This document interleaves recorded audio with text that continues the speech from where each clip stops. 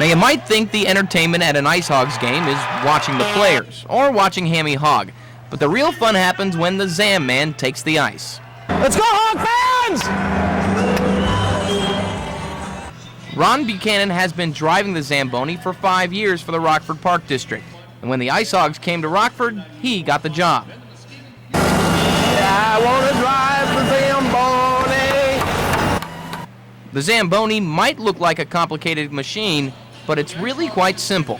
It does 3 operations. It washes the ice, shaves the ice, and puts down a new layer of fresh water. About 130 degrees hot water is what goes down.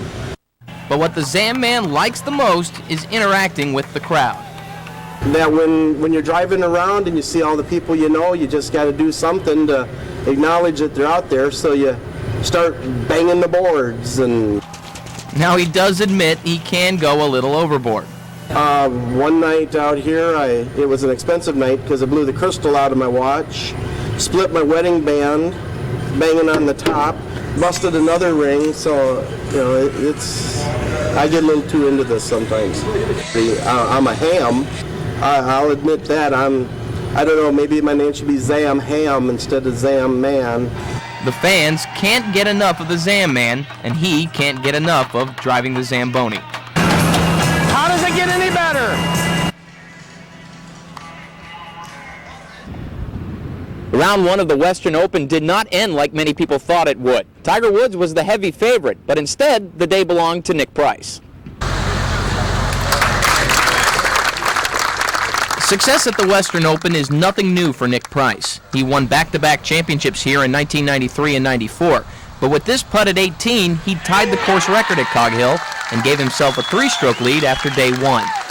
It's nice to have a good round and something that, put a little bit of pressure on me because I had to keep going, and I think I did really well today. I'm very happy. If a guy gets it going, he can get the ball close sometimes and quite a bit, and if he gets the putter rolling, he's going to shoot a low number. So you're not going to see very many guys shoot 63 like Nick did today. But I really needed, the way I've been playing the last 6 weeks, I needed a day like today because I've been leaving a lot on the golf course. I've been getting 4 or 5 under with 3 to play, and then you kind of drop a couple of shots coming in and just don't really make the most of a good round. Tiger Woods, meanwhile, never seemed to find the putting stroke and ended the day at just 2 under par. I just hit the ball very close. But when I did make the putts. And I hit a lot of putts that lipped out. And that's just the way it goes. Hit a lot of good solid putts. Felt like I rolled the ball well. And when you lip out a lot of putts, that's just the way it goes. Price becomes the first golfer to post a 63 at Cog Hill since 1993. Turning our attention back to Tiger, it's not uncommon for him to start the first round of a tournament slowly, but he'll need a very strong second round if he has any chance of catching Nick Price. From Cog Hill Country Club, Jared Dunbar, News Channel 17 Sports. Tonight is the night for local football teams. It's when they find out whether or not their hard work during the regular season was enough to get into the postseason. The playoff pairings for this year's high school football postseason were announced. Let's not waste any time. Let's get right to the full screens. Class 5A, Guilford will be at Oak Lawn. The number 31 seed Vikings are in the playoffs. Batavia will be at Boylan. The number 10 seed Titans will host Batavia. Also in Class 5A, Freeport hosts the first round of the playoffs. They will take on Richards. In Class 4A, Rochelle, they sneak into the playoffs at 6-3. They will be at Dixon. Class 3A, more local schools for you. Sherrard will be at Byron, and Eureka will be at Oregon. More Class 3A for you right now. Burlington Central will play at Prairie Central. In Class 2A, a couple more good teams got in today. Lena Winslow will be at Port Byron, and North Boone from Poplar Grove will be in. They will play Wilmington. Also in Class 2A, Eastland Pearl City, EPC, will be in the playoffs. They will take on Amboy, and Taylor Ridge have to take on the defending state champion, Stillman Valley, who is in Class 2A. In Class 1A, Oneida will be at Forreston. Dakota will take on East Dubuque at East Dubuque. Also in Class 1A, Freeport-Aquin. Here's a game you're going to want to watch. The 20th-ranked Bulldogs will take on the Bulldogs from Durand, and Stronghurst Southern will be at Galena. So congratulations to everyone that got in, and good luck in the postseason.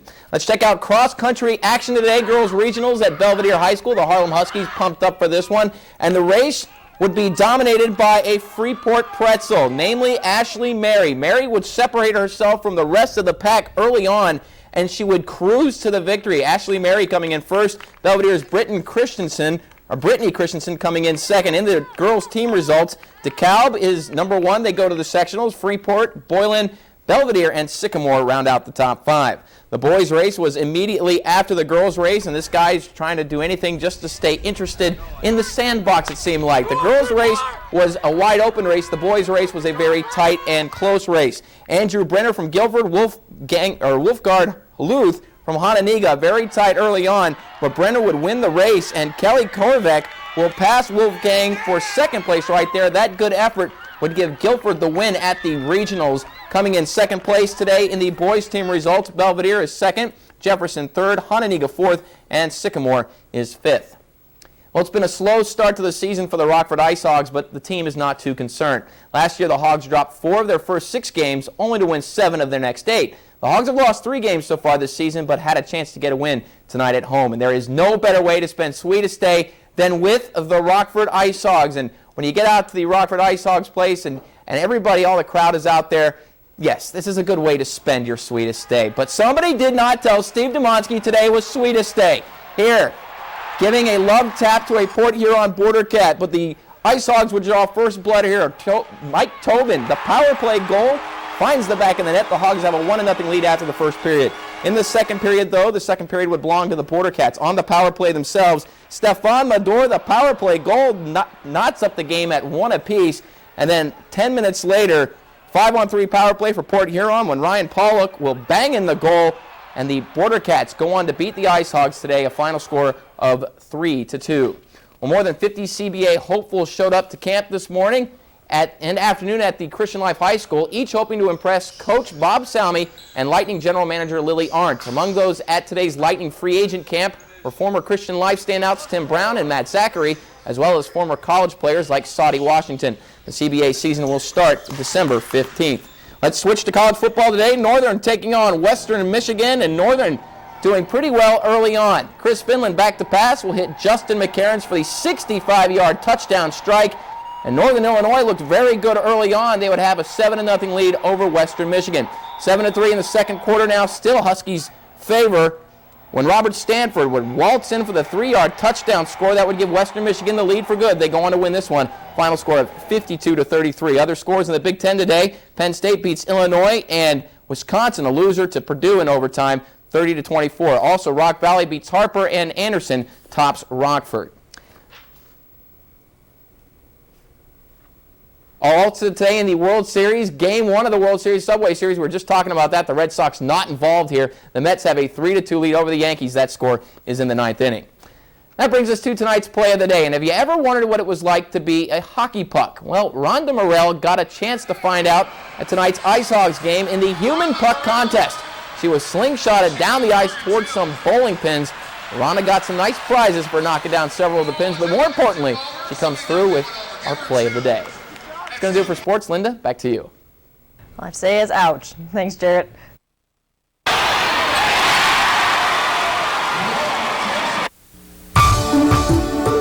Every Ice Hogs game, we see Hammy Hog on the ice, entertaining fans and having fun with the kids. But it wasn't always that way for him. Hamilton E. Hogg's story is one of rags to riches, from the pig pen to fame and fortune. The Ice Hogs found Hammy on a warm August day at Ken Essington's farm in Pecatonica. And according to Ice Hogs general manager Kevin Cummings, finding Hammy was not merely by chance, but of destiny. There were a lot of hogs out there at Ken Essington's farm, and we really didn't see anything we liked, and Ken took us around back. He had a special building, as he called it, for some of the trouble pigs.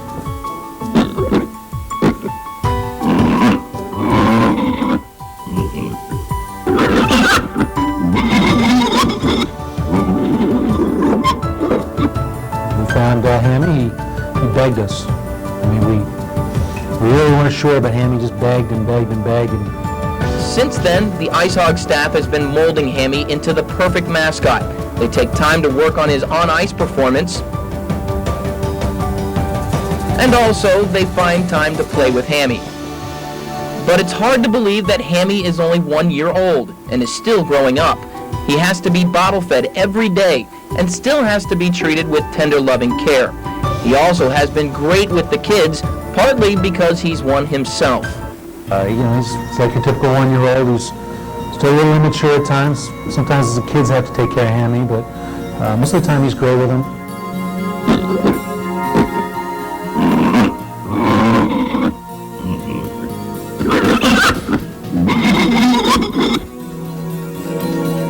We'll never know if choosing Hammy was by luck or if it was by fate. But one thing is certain.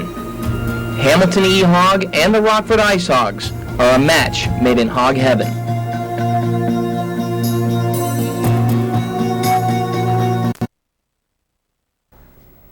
A lot of state line youngsters grow up playing basketball, but only a few get the opportunity to play at the major college level. This winter, 3 local athletes will be playing major college ball. Over the next 3 nights, our Jared Dunbar will be focusing on those 3 and his series Hoop Dreams. Tonight we begin with recent Harlem graduate Aminata Yani, who's suiting up for the Fighting Illini women.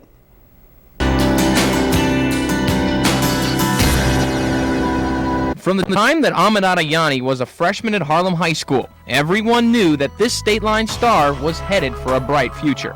So her just look on the court is very eye-pleasing. Obviously, once you get to know her and find more things out about her, you want her in your program. This year, she continues her basketball career, taking her skills to the national level at the University of Illinois. Yani has only been with the team for a few weeks, but she's already noticed several differences between Nick 9 basketball and Big Ten basketball.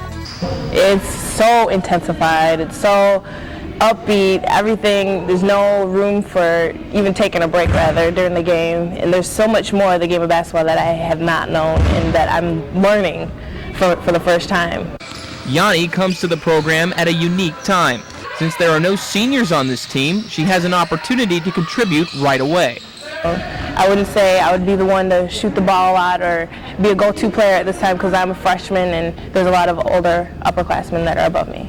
I just want her to have fun. The hardest thing for her, as is any freshman when they make the adjustment from scholastic ball to college basketball, is all the little things that have to be done. Yani does have one major advantage over her freshman teammates. Her experience on the Junior Olympic team has helped prepare her for the very physical style that's found in Big Ten Conference play. Yani spent the summer in Argentina, playing against some of the best competition in the world at the Junior Olympics, an experience that will prove invaluable. Since I've played among thousands of people in Argentina and just traveled and had the experience with Gino Ariema, who's another prestigious coach, and just all those experiences have prepared me for what I have to do and accomplish here in Illinois. For 4 years, Aminata Yani dazzled Nick 9 fans at Harlem High School. Once again, Yani is a freshman, this time at a different school far from home. But still, the future remains bright. I'm so happy to be here, to be a part of Illinois and just to play. And tomorrow night, Jarrett checks in on former... At Boylan, Demir Krupalia played on some of the best high school basketball teams in the state. Now he's part of what should be one of the best basketball teams in the country, the Fighting Illini. Tonight, WTVO's Jarrett Dunbar looks at what year 3 at Illinois holds for the ex-Titan.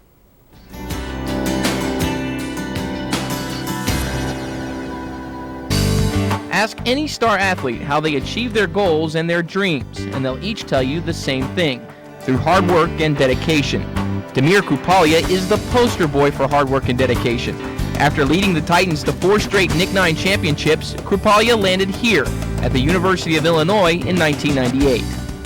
It's been 3 years since Demir Krupalia traded his Boylan Titan green and white for Illini orange and blue. And in that time, he's gone from a wide-eyed freshman to one of the leaders on this Illini basketball program. Well, he's an impact guy for us. I think he's a guy that'll be in our big man rotation. Our 4s and 5s basically are interchangeable, so you know, he'll be one of the 3 or 4 big guys that play majority of the minutes. And Demir has had a tough and painful road since joining the Illini. After a successful freshman season, Demir was hit with the injury bug and didn't have a chance to get into a good rhythm during his sophomore year. You know, after 2 scope surgeries and 1 scope just looking around, in between I missed a lot of time, and hopefully, you know, I got it out of my system. With his injuries behind him, Demir is looking forward to a very successful junior season, a season that will begin with a new head coach at the helm. Bill Self took over for Lon Kruger at the beginning of this year and is glad to have a player like Demir on the team. Well, I think it's really good to have experience on any program, and this team is experienced, although they're all inexperienced with me and with what we're trying to do. But Demir's a fabulous young man. Demir is excited about the change because it presents new opportunities for him on the court. Coach Self surprised me. First thing he said is best break, in his opinion, is a four-man getting a rebound and busting up the floor. That kind of was cool with me. Demir's career with the Illini will most likely end next year, and when all is said and done, he would like to be remembered for one thing. I'm just a hard worker and does whatever is necessary for a win. That's about it, you know. Everybody's got to leave a piece of legacy behind them, so I hope people think when they say my name that that's what people, first thing is going to come up in their mind. The Illini will tip off their season Friday night at home against Maine. And tomorrow night in Hoop Dreams, Jarrett will head to DePaul to catch up with another former Titan who's living out his dream of playing major college ball, Joe Tully. Hey, what's that move you do in the pump it up cheer? You mean this? Yeah, that's the one. Let me try it. Well, you think anybody will notice if I do something like this? The extent of our football coverage is ridiculous. WTVO Channel 17's Friday Football Blitz. Scott Lever, Jared Dunbar, the State Line's only full-time sports team covering the most sports where you live. At Boylan, Joe Tully was one of the best pure shooters in basketball that the State Line has ever seen. Last year as a freshman at DePaul, Tully spent most of the season on the bench, but Jared Dunbar reports that Tully will be on the court far more this season for the Blue Demons than off it. It's part 3 of his series, Hoop Dreams.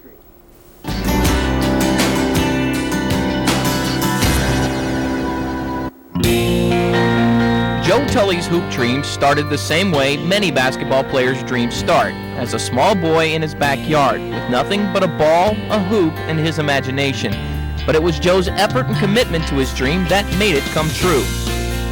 A lot of nights in the gym by myself or in my backyard during the summer, just putting up shots, working on my game, doing what I can to improve. Tully's long nights in the gym helped him become a star at Boylan High School, but the dream was far from over for Joe. Ever since Joe was a little boy playing basketball back in his driveway back in Rockford, he dreamed of one day playing for a major college basketball program. Well, for Joe, it's no longer just a dream. It's a reality. Tully now has come full circle on his dream, playing college ball at DePaul. Joe spent his freshman year learning from some of the best players in the college game.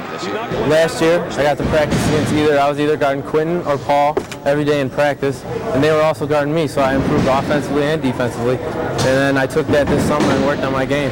Now, as a sophomore, Joe will be called upon to make a significant contribution by hitting the big shots. And he would like nothing better to get a chance to fulfill another childhood dream, hitting the game winner. Yeah, I'd love to have that shot. Something I've worked for, something I've dreamed of. I do whatever I can for the team. Any shooter who thrives off his own confidence can make those shots. And Joe's certainly one of those guys. I think he had tremendous confidence coming out of high school. I think it's building more now in his sophomore year than his freshman year. Many dreams are never realized because the dreamer, for one reason or another, stops dreaming. Joe never let go of his dream, and now that he's reached it, he wants to make the most of it. Of course I did. I always wanted to. It's something I worked for, and hopefully I can do my best with it. Tully has been in DePaul's starting lineup during the team's preseason exhibition games. Last week in one game, he scored 27 points. DePaul opens its season tomorrow night at home against Lewis. The Ice Hogs will be playing hockey tonight at the Metro Center. They'll be facing their chief nemesis, the Quad City Mallards. Jared Dunbar is standing by live at the Metro Center. And Jared, this team, they always give our Ice Hogs fits. You know, Scott, to keep along with the hunting theme, at 5 o'clock we were hunting bucks. Well, you know what? Now we're hunting ducks. But it seems like the Ice Hogs have been having problems bagging some mallards this season. So far this season, the Rockford Ice Hogs are 0-3 against Quad City. As a matter of fact, they're 2-9 in the last 2 years alone. The home ice factor hasn't helped the Hogs either. The Hogs have never beaten the Mallards at home, and they've never beaten them in regulation. Both of the Ice Hogs wins have come in the shootout. Head coach Dale DeGray knows the importance of getting a win over Quad City tonight. They're definitely our arch rival, and the guys love to hate them. It's that simple. Getting a win against them, I think, would be the next step for us in climbing that ladder to being a successful and a competitive hockey club.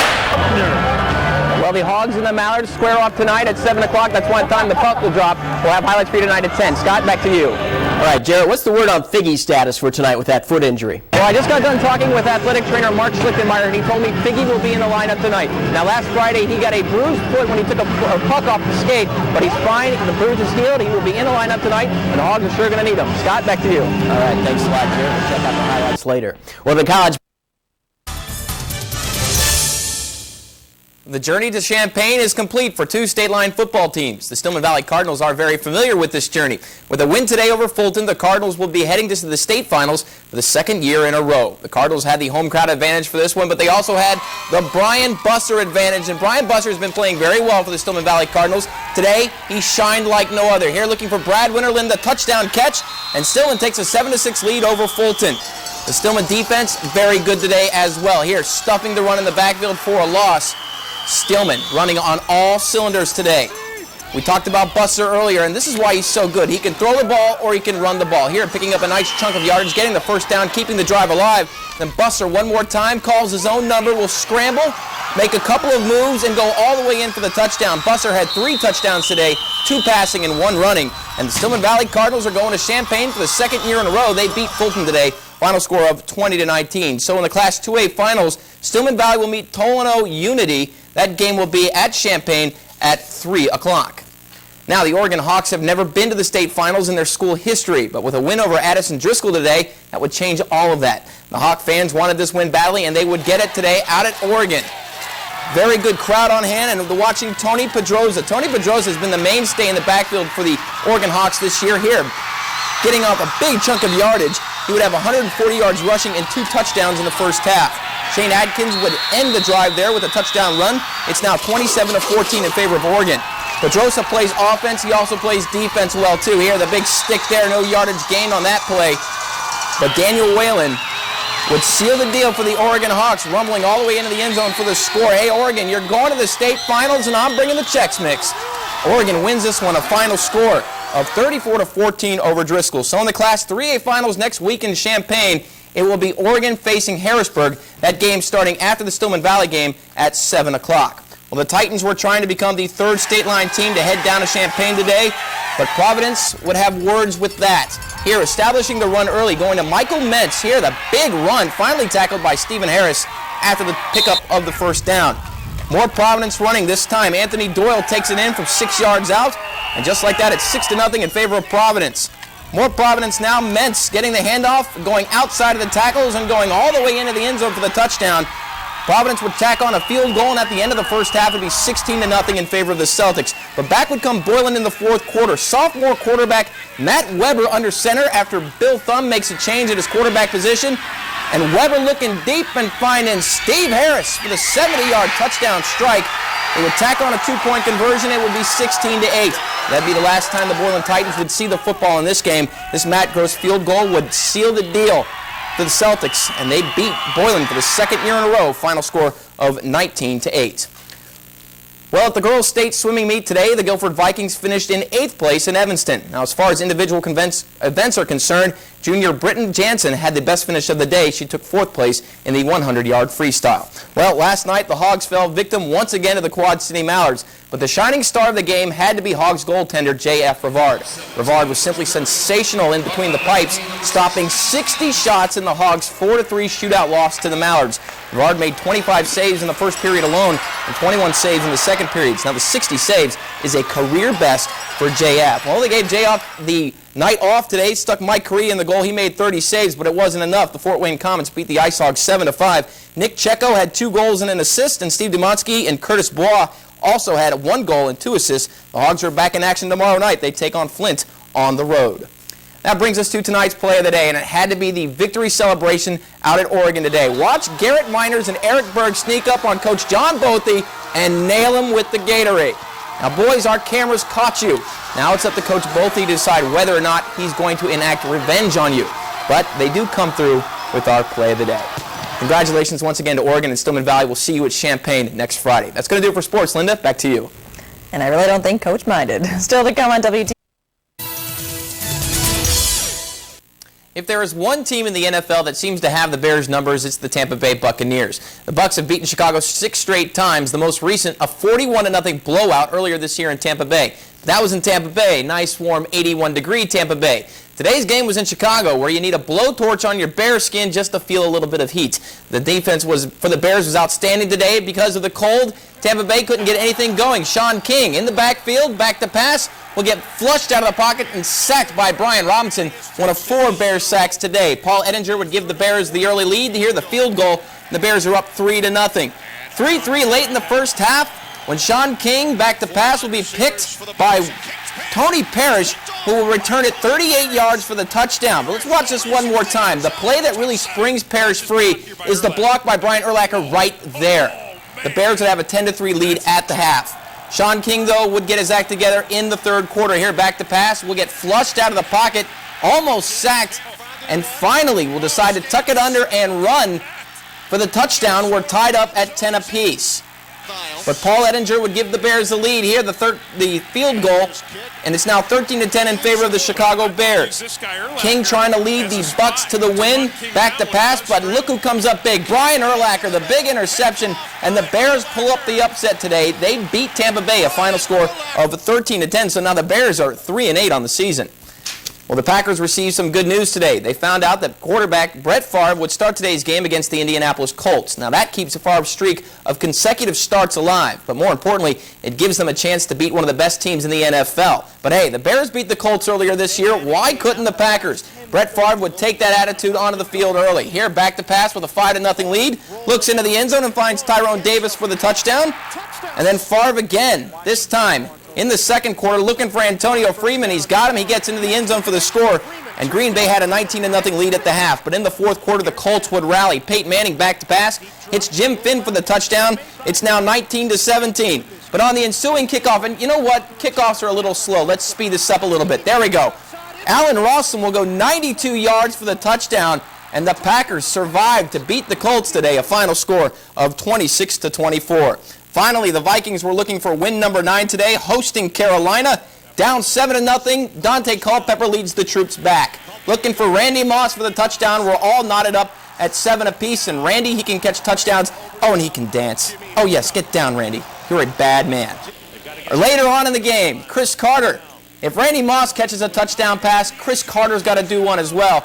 And Minnesota romps in this win, a final score of 31-14. Dante Culpepper, the man today, he has 3 touchdown tosses in the game. Well, the Ice Hogs have a lot of promising talent on this year's team, and one of the most promising rookies is Chris Fatty. This year is Fatty's first in the pro ranks. The Ice Hogs forward spent 4 years at Holy Cross College, where he had 82 points in 74 games. Fatty's play caught the attention of Ice Hogs coach Dale DeGray. You know, he's eager, he's hungry, he wants to get some things done, he wants to learn the game. Super nice kid. He's a great rookie. He's a rookie that I can count on night in, night out to do his role. I just want to bring something to the table, and if I'm not scoring goals, I got to be doing something. You know, I'm not necessarily a fighter, so I got to go out there and work hard and, you know, win faceoffs, play well in the defensive zone, and hustle. Fatty and the Hogs right now are on the road taking on Flint. Right now, we're early in the first period. 0-0 is your score. We'll bring you updated scores tonight at 10 o'clock. Finally, the NASCAR season has been extended one more day. Heavy rains at the Atlanta Motor Speedway have forced NASCAR officials to push back the Napa 500 to Monday morning. Now, when the race does get underway, Jeff Gordon will start at the pole position. Winston Cup points champ Bobby Labonte will start 9th. That's going to do it for sports. Linda, back to you. Thanks, Jarrett. We think you're a bad man, too. Still to come on WTVO. Well, we know politicians will do just about anything for a vote, and it turns out so will some hockey players. The voting for the UHL All-Star Game recently wound down, and our Jared Dunbar did some investigative reporting the past few weeks to uncover some stunning campaign tactics by our Ice Hogs and a controversial final tally. December 1st, the year 2000. Now, it's a date that Ice Hogs fans are going to remember for many years to come. It's the day that Ice Hogs fans began to vote for their representative to the UHL All-Star Game. 4 players were nominated, but by the time the winner would be announced, the voting process would never be the same. At first, the voting progressed like any other year, but then something happened. The candidates realized the honor of being the fans' choice at the UHL All-Star Game, and they decided they would do anything to be chosen. Some even went as far as insulting their own teammates through negative ad campaigns. Sure, Mike Figliomini is a great hockey player, but look at his locker. Do we really want a guy with a messy locker representing the Ice Hogs at the UHL All-Star Game? Hi, I'm Francois Sasseville, and my locker is always clean. Vote for me for the UHL All-Star Game. Paid for by the Friends of Sasseville campaign. The pressure began to affect the candidates, both on and off the ice. Well, I guess you guys got to do your job, and actually it's kind of irritating, you know. I don't know why you're doing this. Why are you doing this? Get that thing on the face. The tension would even reach into the stands. Jeff DaCosta rules! And Jacko is the man! Finally, on December 29th, 29 days after the voting started, the polls closed, and with the race still too close to call, the Ice Hogs All-Star representative would be decided by a hand recount. At 6 tonight, Jarrett will show us how that hand recount sorted out, and will tell you which hog or hogs are headed to the All-Star games. Being named an All-Star is always an honor. It's even more of one for one Ice Hog. Wait until you see what this hog had to go through to emerge as the fans' choice for the UHL All-Star game later this month. Jarrett Dunbar has the exclusive behind-the-scenes footage. After 29 days of intense campaigning and contested voting, the race for the Ice Hogs representative for the UHL All-Star game was still too close to call. The outcome now rested on the Ice Hog staff to count every individual ballot by hand to determine the winner. It's unbelievable. It's night in, night out. It's from sunup to sundown and past. I mean, we're sleeping here, we're eating here. You know, we're up all nights, all hours of the night. We miss the nightly news every night, so. The Ice Hog staff worked diligently, poring over every ballot, trying to make sense out of hundreds of votes. Well, you know, you'd think it's a simple process. You know, you got 4 boxes, you check one, you move on. But we've had so many ballots that, you know, have clearly been, you know, marked twice, or, you know, there's no clear-cut indication of what the ballot is trying to show us. So, after hours and hours and hours of counting, the frustration began to show at the Ice Hogs headquarters. That is Biggie right there. Give me this. You know, we're trying to figure out who's the winner here, and we're trying to figure out who the fans want to see. And, you know, obviously some people are going to be partial. They want to see it their way, and, you know, I just want to be fair. And other people, you know, I can't say the same about them. Finally, with just days to spare before the deadline, a winner was determined. through a lot of frustration, we finally come to a decision. And at this time, I'd like to announce that the representative for the Ice Hogs is Mike Figliomini. So what did we learn from this year's All-Star voting? Well, for one thing, we learned that the system does work. The right man was chosen. But more importantly, we learned that every vote counts, even in All-Star voting.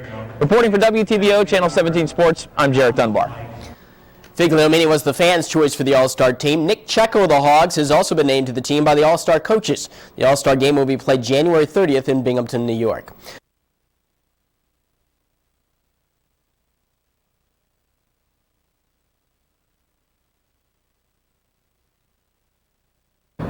Cog Hill Golf Club is certainly known for its scoring, and that was certainly evident today as the Advil Western Open got underway. The low scoring would start in the morning. Davis Love III came out of the gate strong, shooting a 66 and grabbing the early lead. I felt pretty good about it. I'm surprised I didn't get it to, a couple more the way I was going. All in all, I'm pleased, but no, I'm not shocked that I'm scoring well on this kind of golf course. The birdies would continue to fall in the afternoon rounds as well. Phil Mickelson, fresh off of his win at the Greater Hartford Open, was steady in the afternoon, also shooting a 66. Really the goal is not to try to get way up on the leaderboard. The goal is to just be in contention come Sunday, and so that's really the way I'm playing or trying to play the first 3 rounds. But it was Mark Wiebe who took command in the afternoon. He fires a 65 and finishes the day with the first round lead. To go bogey-free on this golf course is a great round. It's a tough golf course, and it can reach up and grab you. And like I said, I played very well, and when I play very well, it's a lot more fun than when I don't. One player who didn't score well was the crowd favorite, Tiger Woods. Woods started the day slow and finished at 1 over. So after the first round of the Western Open, Mark Wiebe is your leader at 7 under par. Phil Mickelson and Davis Love III are just 1 stroke back, both at 6 under par. And if anything is evident about the first round of the Western Open, it's that the championship is still very much up for grabs. Reporting from Cog Hill, I'm Jared Dunbar, WTVO, Channel 17 Sports.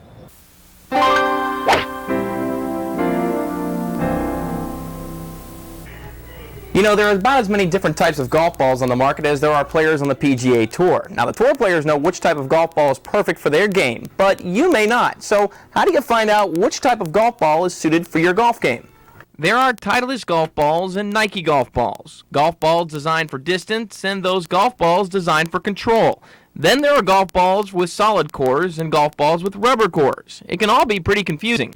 So what's the best golf ball for your game? There's probably 2 things you should do. You should ask. You should try to find out what is it. I mean, there is a big difference between a spin ball and a distance ball. A guy who is a hacker, a guy who doesn't hit the ball properly, he should play with a distance ball. A guy who worries about straightness, and a guy who worries about slicing and everything, he wants spin, he wants feel, he wants something different. So they should ask, but then they should take a ball out and hit it. So choosing the right golf ball is certainly going to help you save strokes on the golf course, but more importantly, it's going to help you save money in the long run. For the State Line Golf Report, I'm Jared Dunbar. And welcome to another edition of the Parfait Challenge. And Eric, this week we are back at Ingersoll. Yeah, we're going to play number 8 here. They call it mid-meadow. I don't know why they call it that, but I do know that there's 2 big mounds in the middle of the fairway, and if you hit it up in that area, you usually have a pretty good chance at making birdie here. And we have no slots for competition this week. We have men's city champion Jamie Hogan and former Ballard champion Dana Kiley.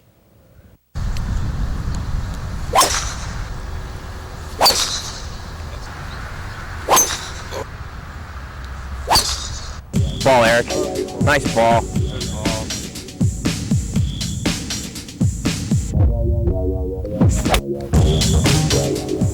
Come on. Don't leak. Don't leak. Don't leak.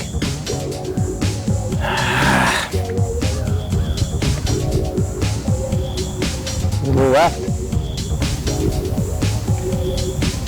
Ooh. Holding our own against the men's city and Ballard champ. From the parking lot. Also ball. Look at this. Pretty fun. That's a great shot, Jamie. All right, Jared. Sit ball. Sit. Get the hole. Shot! Oh, you kidding? No way. Nice 4. Good. Rob. Good job, Jamie. Good job, Dana. Way to go. Nice job. Duncan, last week we worked on our chipping. This week we work on our pitching. Now with pitching, by definition, pitch shot is a shot with more trajectory and very little forward roll, where the chip shot was low running, very little air time, lots of forward roll. This you use in a situation where you've got quite a bit of fringe or collar or rough to carry, and you don't want the ball to travel too far once it gets to the green. Play the ball just a little left to center in your stance, and instead of keeping your weight on the front foot, now your weight will stay relatively balanced between the 2 feet, but we're going to make sure as you take the club back, we now break the wrist and let the golf club move up away from the ground. Lots of wrist hinge on the backswing, lots of wrist hinge on the follow through is what's going to help the ball get up in the air. Bingo. Nice finish facing your target, lots of wrist action, and a nice smooth brush of the grass allows the loft of the club to get the ball up in the air. In this week's edition of Making the Rounds, we take you to the most scenic golf course, if not the most challenging golf course in Rockford, Aldine Golf Course. If you're a golfer that likes a challenge, Aldine Golf Course is for you. This par 72 course measures a monstrous 7,058 yards from the gold tees, making it the longest course in Rockford. It's a fairly long golf course. It's fairly open at this point because our trees are still fairly young. It's got a lot of hazards and a lot of different obstacles and a lot of different types of shots that you have to hit. And if the length doesn't get you, the obstacles certainly will. Obstacles, we've got 63 bunkers or so on the golf course. Water can come into play on really up to 10, 11 holes. So there's a lot more to it than a lot of golf courses. The real challenge of the course is its signature hole, the par 3 island green at number 8. From the gold tees, it's a 203-yard poke, a 3 to 4 iron for most, with no room for error. If you hit a poor shot, you're going to the drop area. There's just no recovery. It's a kind of a gut-wrenching hole. A lot of players in tournaments like to get past that hole and to make sure their round is going to be complete and get a good score on number 8. Now, if you find the water, like many unlucky golfers do, you're lying 3 with 60 yards to go from the drop zone. When you get on the green, the real adventure begins. The putting surface has more dips and turns than a roller coaster. Par on this hole is a great score. Rated as one of the best golf courses in the country, Aldine Golf Course is a must for the golf enthusiast.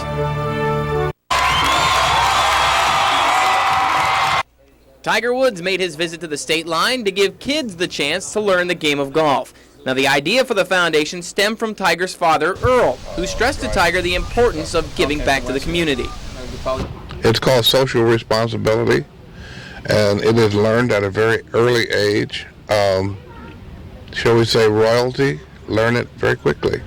And you can't do it alone. As much as we, as human beings, have egos and we think we can do a lot of things on our own, we can't do everything on our own. And I always think back to those people that influenced my life, and I want to be able to do the same thing.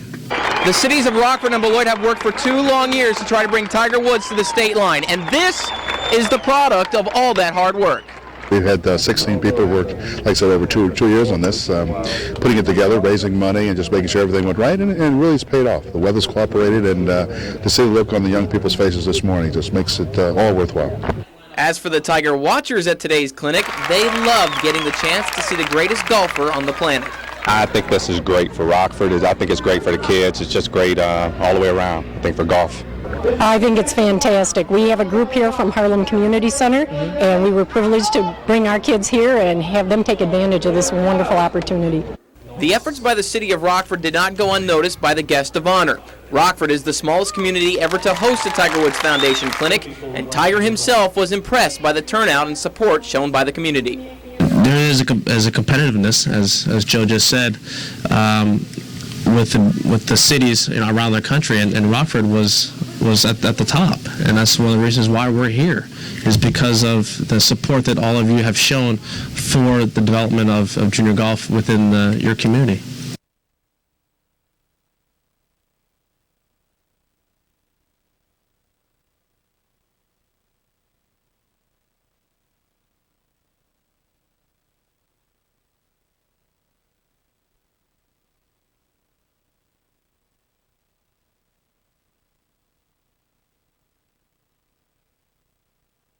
Well, if the Bears' running game does happen to sputter, at least they have some guys that can still move the ball through the air. They have a couple of guys at the receiver position that are proven professionals. So after the first round of the Western Open, Mark Wiebe is your leader at 7 under par. Phil Mickelson and Davis Love III are just 1 stroke back, both at 6 under par. And if anything is evident about the first round of the Western Open, it's that the championship is still very much up for grabs. Reporting from Cog Hill, I'm Jared Dunbar, WTVO, Channel 17 Sports. With Green and Dorsey Levens, the Packers have one of the best running back tandems in the NFL. But the receiver position, that's an entirely different story altogether.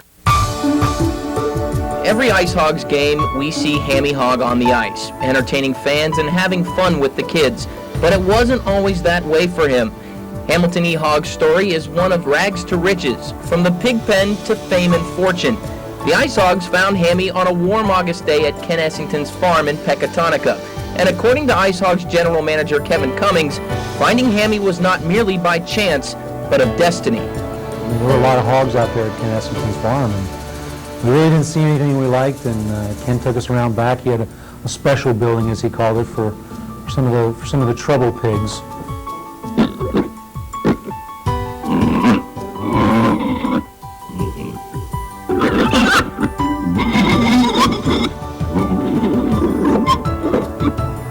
And Hammy, he begged us. I mean, we really weren't sure, but Hammy just begged and begged and begged. Since then, the Ice Hog staff has been molding Hammy into the perfect mascot. They take time to work on his on-ice performance, and also they find time to play with Hammy. But it's hard to believe that Hammy is only 1 year old and is still growing up. He has to be bottle-fed every day and still has to be treated with tender, loving care. He also has been great with the kids, partly because he's one himself. He's like your typical 1 year old. He's still a little immature at times. Sometimes the kids have to take care of Hammy, but most of the time he's great with him.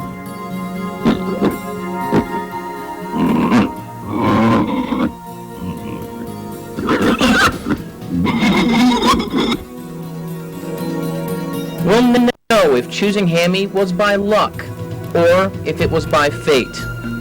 But one thing is certain. Hamilton E-Hog and the Rockford Ice Hogs are a match made in hog heaven.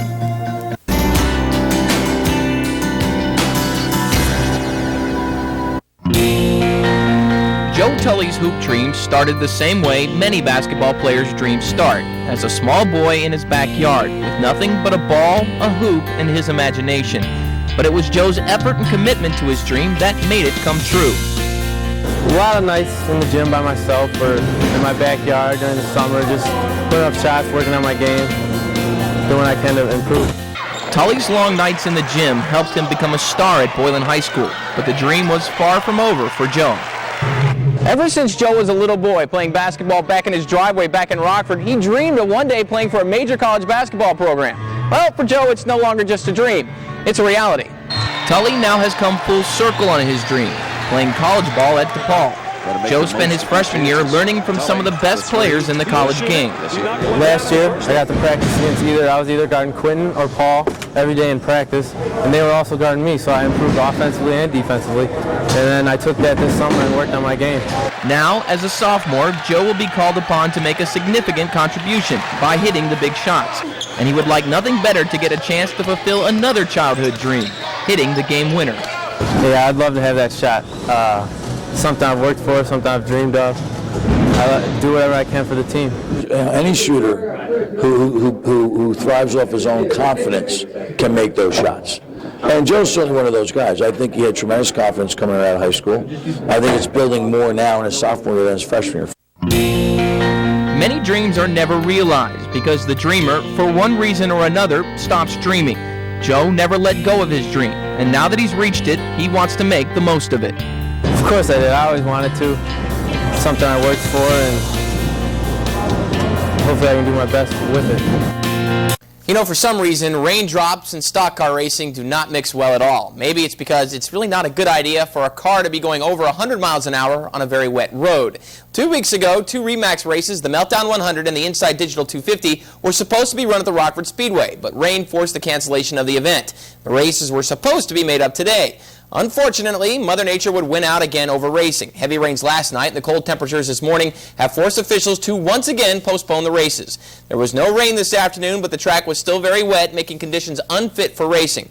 The race has been rescheduled for Saturday, October 19th, but by then, I don't think we're going to have to worry about rain showers canceling the event, but we may have to deal with some snow. Well, a little wet weather wouldn't keep local mountain bikers off the trails this morning at Rock Cut State Park. In fact, I got $10 that says the rain made the Rock Cut mountain bike relay a little more fun for the riders. More than 250 riders made their way around the 10 miles of muddy trails at Rock Cut State Park. This was the first year the event has been in a relay format. Organizers say the competition this year was really tough, but they think the riders had a pretty good time. Well, it's muddy. And they're carrying all that extra weight on their bike, so it's quite a bit different. Most people have never done a relay before, so new twist. You got a partner out there waiting for you. You can't slow down and take your time when you got a partner waiting for you. Winners in each category took home $100 in cash. The race was hosted by the Rock Cut Trail Crew. While riders were braving muddy trails at Rock Cut this morning, local anglers were braving cold temperatures on the Rock River. Today was the 14th annual Spring Rock River Open Team Bass Tournament, sponsored by the Rockford Hog Hunters. Teams of two went out on the rock trying to hook the most and the biggest fish that they possibly could. Now, only 32 teams showed up for today's event because of the cold weather. But the Hog Hunters say they are still happy with the turnout. This morning we got out here, it was raining on and off, anywhere from a drizzle to a hard rain, and the wind's been blowing at a pretty good clip all day long. It was rough.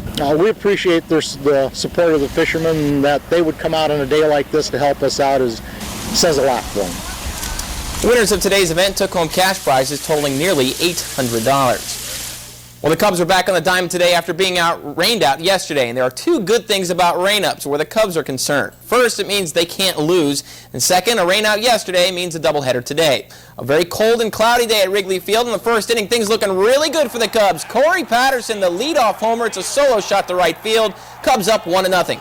Second inning, we're tied up at 1 on for Chad Kruder, and he will single to left field. That scores one runner. Dodgers take a 2-1 lead. That's where we would stand until the ninth inning. 2 in the ninth.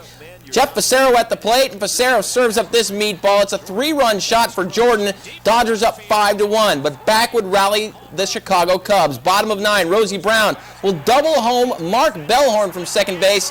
Dodgers now lead it only by 1 run. Last chance for the Cubs. Fred McGriff at the plate with a runner on. And Freddie strikes out like he's been doing all year. Dodgers win Game 1, final score of 5-4. Game 2 is underway out at Wrigley. They are in the 7th inning, and right now the Dodgers have a 2-0 lead. White Sox, they're on the West Coast today. They are taking on the A's, and, well, they're well on their way to getting shelled again. After losing 16-1 yesterday to Oakland, the Sox are now down 10-0 in the 8th inning. Todd Ritchie gave up 7 runs, but only 3 of them are earned. We'll bring you highlights of this debacle tonight at 10 o'clock. Also, one other note, in the Napa Auto Parts 500, Jimmy Johnson takes the checker flag in that race. We'll show you how that one went down tonight at 10 as well. That's going to do it for sports. Diane, back to you.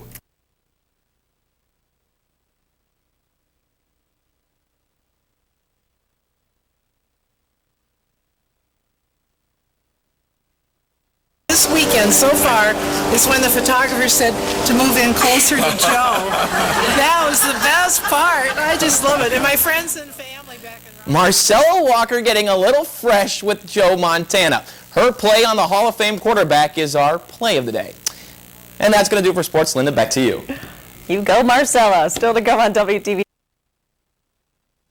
Yep. Well, Jared is in with sports, and it was a big day for local tennis stars. Certainly was a big day for some of the finest tennis players in the state line. And coming up, we're going to head to Guilford High School, and we'll check in on some of the athletes that will be heading down to the state tennis meet next week.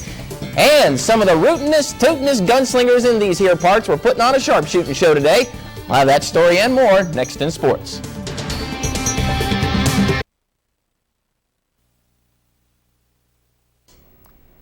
The Guilford Vikings ran away with the Nick 9 tennis crown last weekend. This weekend, they started to run away with the sectional tournament as well. Coming into today's final matches, Guilford had 6 players reaching the semis, and those 6 players who qualified for the semis have also qualified for the state matches. In fact, everyone reaching the semifinal round today is going to head to state. Now let's check out the singles finals. Max Redding of Auburn taking on Greg Nelson of Lutheran. Nelson in the far court is going to come up with a sweet drop shot off the return right here. He beats Redding 7-6, 6-3 in straight sets to win the sectional title. An all-Guilford final in the doubles final today. John Shea and Colin Zimmerman taking on the best doubles team in the area, Brian Park and Paul Glendenning. They would show why. Here, the lob attempt, and Glendenning is going to drop the hammer. Glendenning and Park win the sectional title in straight sets, 6-love, 6-2. The great showing today would also give the Guilford the team sectional title as well, as they take the team sectional title with 27 points, Hononegah in second with 12 points, and Lutheran in third. Today at the girls' state track meet, several state line athletes made pretty good showings. In the Class A girls, Megan Bird from Huntley takes the state title in the shot put, and Hampshire's Natalie Salinas also wins the state title in the discus. The next best finisher was Christine Hammer from Polo. She takes third in the 400-meter dash. No state line state titles in the Class AA meet. The best finishers of the day, Charlena Green from Jefferson. She finished 5th in the long jump, and Freeport's Andrew Drew takes 4th in the 100-meter high hurdles. Congratulations go out to all of our athletes. Well, this is a big year for the Byron Dragway. Already we've seen 2 of the biggest competitions in the area come on out to the Dragway. And this weekend they have another huge competition there. The Dragway is hosted the Mondello Oldsmobile Northern Nationals. Now this is one of the biggest races in the country. Drivers and dragsters from as many as 12 states are expected to compete in this weekend's races. More than 200 Oldsmobiles will race down the drag strip before all is said and done this weekend. This is the first time the Byron Dragway has ever hosted the event. Now, if you missed today's action, don't worry. Racing continues all day tomorrow out at the Playground of Power. Meanwhile, the Rockford Lightning girls weren't racing cars today. They were washing them. The Lightning girls held a car wash this afternoon trying to raise money for their trip to the Universal Dance Championships. The girls won this competition last year, and the girls need to raise about $1,500 to make the trip. And judging by the line at the car wash this afternoon, I'd say they got pretty close. Let's head to Wrigley Field. Cubs hosting the Diamondbacks. Kerry Wood has lost his last 3 starts and looked pretty bad early on today. Diamondbacks in the 3rd inning. Luis Gonzalez, the triple to right field that scores 2 runs. The Diamondbacks would take a 2-0 lead in the 3rd inning. Let's jump ahead to the 5th inning now. 2-1 Arizona. 2 on for Sammy Sosa. That's a premature hop, folks. Every time Sammy hits a dinger, he does a little hop, but here just misses the home run. Nevertheless, it's a triple 2 runs coming to score, and ding dong, the streak is dead. The Cubs finally get a win. They beat the Diamondbacks today. Final score 6-2. That snaps an 8-game losing streak for the Cubs. Over on the West Coast, the Oakland A's have a 4-1 lead over the White Sox. That game is in the 9th inning. Now, finally, have you ever wondered what it would be like to be a Wild West sheriff trying to keep peace on the prairie? Well, some state line gun enthusiasts got their chance today. The Northern Illinois Rifle and Pistol Club holds a cowboy match shooting contest on the 3rd Saturday of each month. Marksmen get to take their shots at targets set up around the course and get points for their speed and accuracy. The event has gotten to be pretty popular, and the reason for that is simple. Everybody likes to play cowboy or cowgirl. It's just a fun way to shoot. It's just like everybody that's been raised on television westerns. This is just a fun way to shoot. Each stage has got a little story to it, where they're shooting the bad guys, saving the ranch, or saving the damsel in distress, or whatever. And the people just enjoy it. It's a way to relax and kind of revert back to the old days. Now, if you would like more information on how to become a participant of the cowboy match shooting, give the Northern Illinois Rifle and Pistol Club a call at 964-6134. Competition is open to the public. And I got to get me one of those hats. That's going to do it for sports. Diane, back to you. Thanks.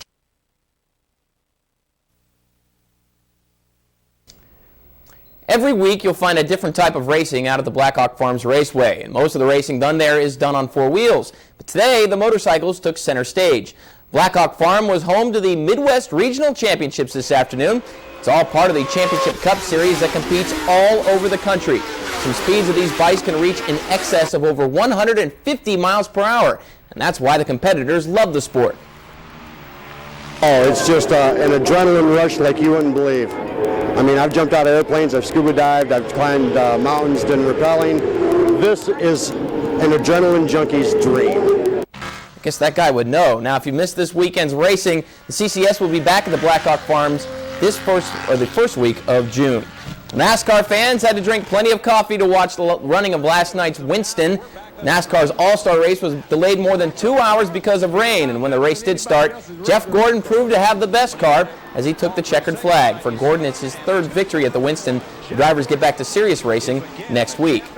Well, some of the best marksmen around don't use guns to hit their targets. Instead, they use a bow and arrow. The Blackhawk Archery Club was host to the Midwest Archery Championship qualifier today.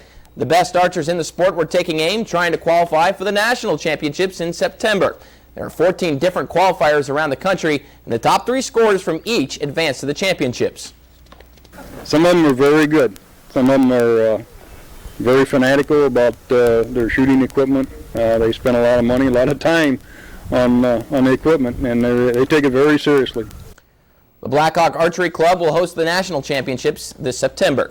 Hey parents, this next story is for you. The Rockford Park District is encouraging your kids to pick up a racket this summer instead of causing a racket at home. The Park District is offering tennis lessons to kids of all ages and levels of experience this summer. To ensure a quality program, the Park District hired longtime Rockford tennis pro Cindy Nevenhoven to help out. Now, besides lessons, the Park District is hosting several tennis tournaments for all levels of play. Now, if you're interested, you can give the Park District a call at 987-1685. Milwaukee Bucks dodged a bullet on Thursday night, a bullet that would have ended their season. The Bucks trailed the Charlotte Hornets after the first half, but rallied in the second to beat the Hornets and force Game 7 of their playoff series. Today, they hosted the Hornets in a game where the winner heads to the Eastern Conference Finals and the loser heads home. And as you can be sure, a packed house this afternoon out in Milwaukee, and early on it was the Hornets trying to play the spoiler. David Wesley strong to the basket. The foul and one. He had 15 points on the day for the Hornets. Back, though, would come Milwaukee, courtesy of their point guard, Sam Cassell. The fadeaway jumper gets it to go. He had 17 on the day. Jamal Mashburn, though, playing tough in the first half. The strong layup, and the Hornets led 47-44 at the break. But in the second half, it was all Bucks, courtesy of 2 players. The first player, this guy, Ray Allen, strong to the rack. He had 28 points on the day. And Glenn Robinson.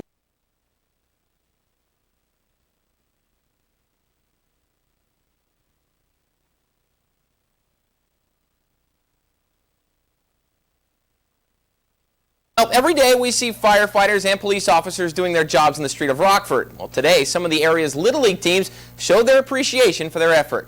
The Greater Rockford Little League Board held a ceremony at Talcott Park this morning honoring their hometown heroes. Hundreds of little ball players came out to honor the Rockford Fire Department and Police Department.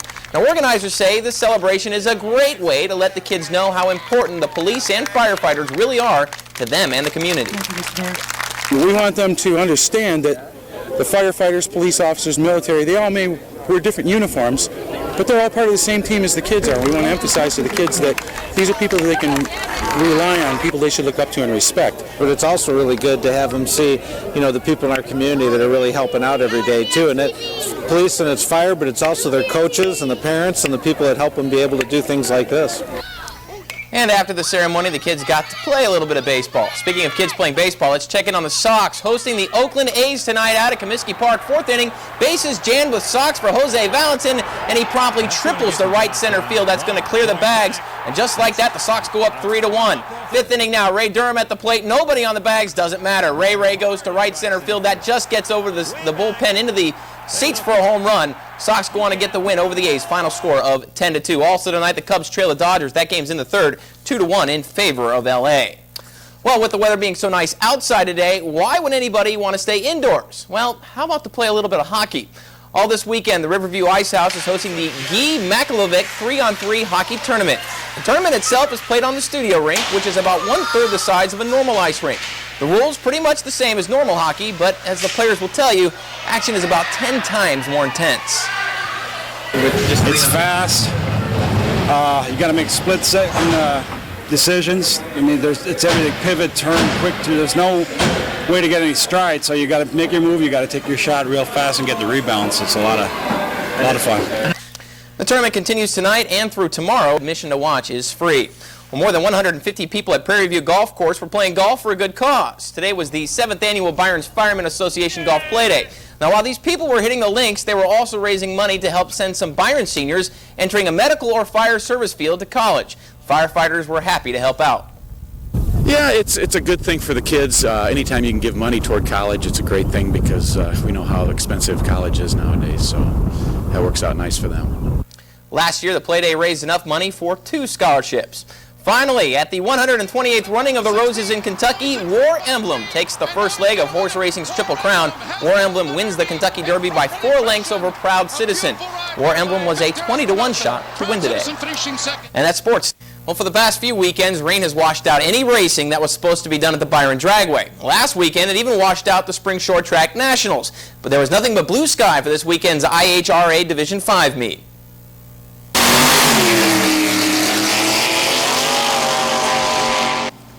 And more than 100 of the fastest cars in the area gathered at the Playground of Power for the first ever IHRA meet at the Dragway. And the Dragway made the switch from the NHRA to the IHRA in December. This afternoon was the final elimination runs, and there were some pretty big prizes on the line for the winners. More than $10,000 in prize money was awarded today. Well, they were racing in Rockford this afternoon, but the cars weren't nearly as fast or as loud as the ones at the Byron Dragway. The Sandy Hollow runs were a host to the Rockford Area All-American Soapbox Derby Spring Rally this weekend.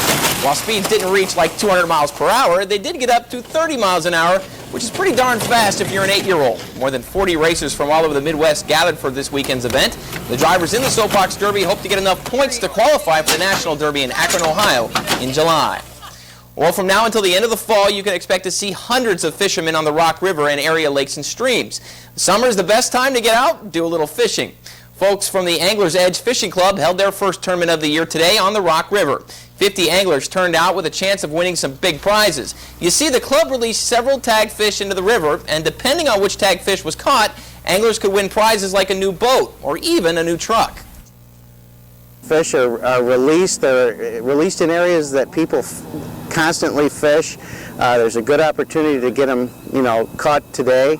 A lot of the fish that were released last year were caught a couple days after the tournament. Now, the first place prize in today's event, $1,250 in cash. Finally, let me take you to Jefferson High School to watch 2 of the most amazing basketball dribblers you will ever see. These men are A-Train and Mr. Handles, and they perform for a large crowd today at Jefferson High School. Now, both these men have played professional basketball, and you may have seen them in those really cool Nike ads.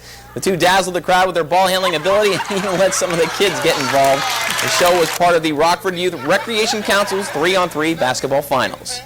And that's sports. Jarrett, you look like you're getting a front row seat pretty early. Yeah, you know me, anything for Tiger. You know, it's kind of quiet right now, but just in a few short hours, as you said, Diane, this place is going to be buzzing as Tiger Woods makes his long-awaited debut right here in the state line. And there's a lot of activities that are going tomorrow, and all gets underway at 10:45 as local Rockford teaching professionals will give a clinic to 120 local golfers. And then immediately following that, Tiger will give 12 lucky state line kids one-on-one instruction on the game of golf, and it all wraps up around 3:55 as Tiger gives an exhibition for the crowd. And you know, just driving on the west side, you could really tell how much this community wants to have Tiger Woods here. There are welcome signs, Tiger, welcome, we can't wait to have you. I've even heard talk of a few Tiger watching parties, so this is certainly going to be an historic event. We're going to have more on this story coming up in sports, but right now we're going to send it back to our own Tiger Woods. That's you, Diane Wilson. Every Ice Hogs game, we see Hammy Hog on the ice, entertaining fans and having fun with the kids. But it wasn't always that way for him. Hamilton E. Hogg's story is one of rags to riches, from the pig pen to fame and fortune. The Ice Hogs found Hammy on a warm August day at Ken Essington's farm in Pecatonica. And according to Ice Hogs general manager Kevin Cummings, finding Hammy was not merely by chance, but of destiny. There were a lot of hogs out there at Ken Essington's farm, and we really didn't see anything we liked, and Ken took us around back. He had a special building, as he called it, for some of the trouble pigs.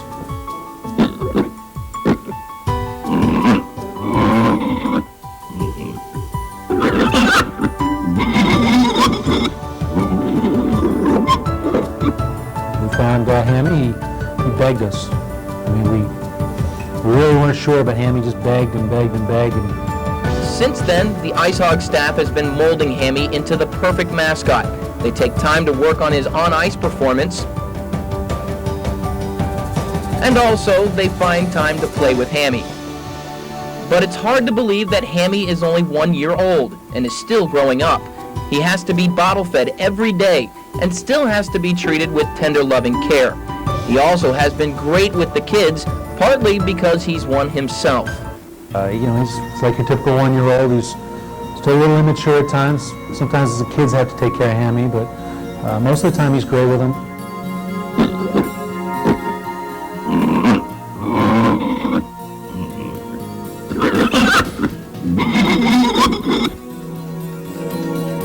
We'll never know if choosing Hammy was by luck or if it was by fate. But one thing is certain. Hamilton E. Hog and the Rockford Ice Hogs are a match made in hog heaven.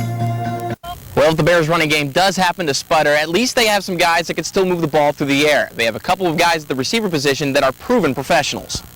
So after the first round of the Western Open, Mark Wiebe is your leader at 7 under par. Phil Mickelson and Davis Love III are just one stroke back, both at 6 under par. And if anything is evident about the first round of the Western Open, it's that the championship is still very much up for grabs. Reporting from Cog Hill, I'm Jared Dunbar, WTVO, Channel 17 Sports.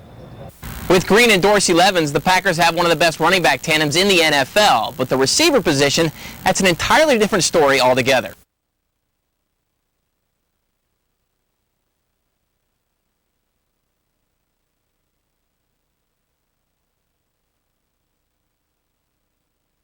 Well, if the Bears' running game does happen to sputter, at least they have some guys that can still move the ball through the air. They have a couple of guys at the receiver position that are proven professionals. The cities of Rockford and Beloit have worked for 2 long years to try to bring Tiger Woods to the state line, and this is the product of all that hard work.